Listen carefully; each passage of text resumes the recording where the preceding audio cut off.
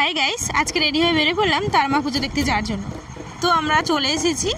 এখানে আমি সন্দেশ নিয়ে নিলাম মায়ের কাছে পুজো দেওয়ার জন্য। সন্দেশ নিয়ে তারপরে চলে গেলাম মায়ের মন্দিরের কাছে। এই হচ্ছে মায়ের মন্দির, আর ঠাকুর আনতে বেরিয়ে পড়েছে। আমরা যখন গেছি কেউই নেই, পুরো ফাঁকা, আর আমি ফুল নিয়ে চলে এলাম মায়ের জন্য। এখানে বোনের মেয়ের তো খুব জোরে ঘুম পেয়েছে।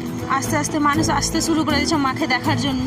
আমরা গিয়েছি 9টায়, ঠাকুর এসেছে 11টায়। ঘোড়ার গাড়ি করে আমাদের মা চলে এসেছে।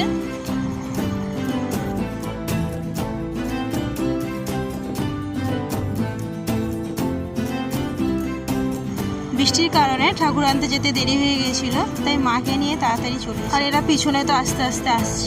যত রাত হচ্ছে ভিড় তো বেড়েই চলেছে, প্রচন্ড পরিমাণে ভিড় হয়েছে।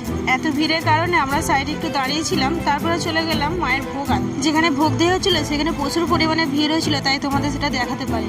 আমি ভোগ নিয়ে বাড়ি যাই, আর আজকে ভিডিওটা এতটাই। বাই।